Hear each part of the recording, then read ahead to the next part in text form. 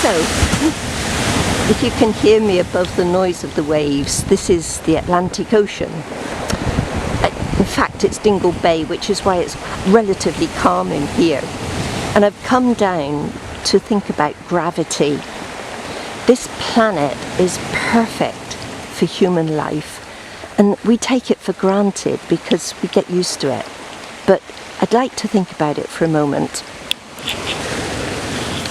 In the book of Job, it says, it's trying to keep us humble, and God says, who pent up the sea behind closed doors?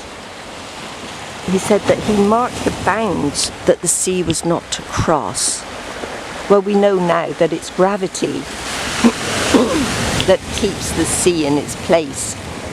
In Jeremiah 5:22, there's another nice verse. It's explaining why we should fear Jehovah. And he said that, for example, that he set the sand as a boundary for the sea, an everlasting barrier that it cannot pass. Although waves toss themselves, they can't prevail.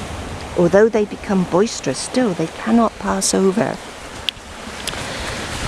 The sea has its limits due to gravity, but if you go a little bit further down the coast, down there, out past the headland there, the sea becomes a little more boisterous, as Jeremiah says, and you have to be careful if you're sitting on rocks that you're not too close, because rogue waves can come and take you.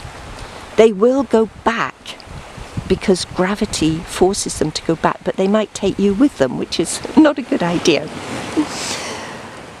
Gravity on this planet is perfect for our existence. If it were a little heavier, if the force of gravity were greater, we wouldn't have life as we know it. These waves would not be able to slosh around. We wouldn't be able to run and jump about. The water wouldn't be oxygenated, and so on and so forth. But even worse, we would probably crash into the moon and then into the sun, and we wouldn't be here to worry about it.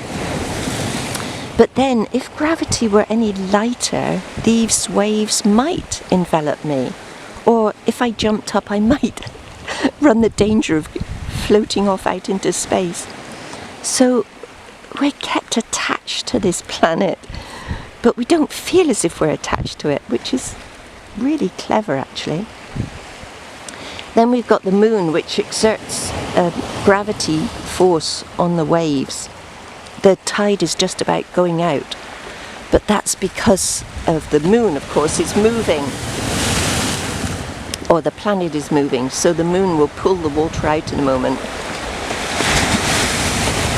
If the sun and the moon are in the same place, they both exert gravitational force, and then you get very low tides and very high tides as well. But even so, the sea knows its place, which is just as well, because there's an enormous amount of destructive and very dangerous water out there.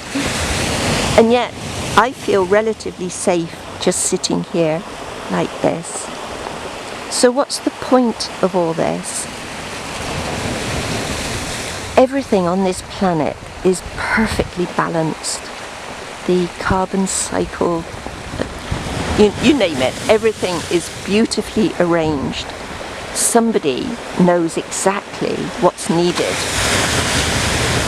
If the planet were any bigger, gravity would exert a greater force on us, so the planet is exactly the right size, which suits us well.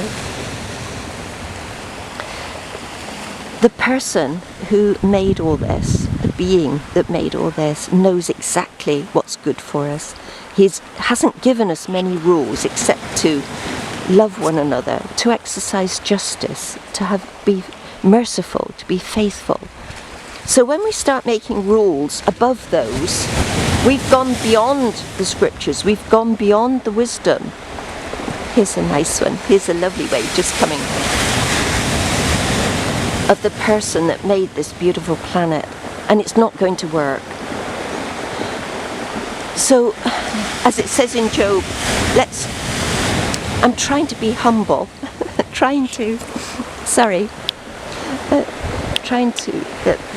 get across the fact that God knows better than we do, and we really do need to just follow what He says, to use the wisdom that God has given us, not to go beyond it. Don't lay rules for other people, because all of us are perfectly capable of following God's laws if we want to.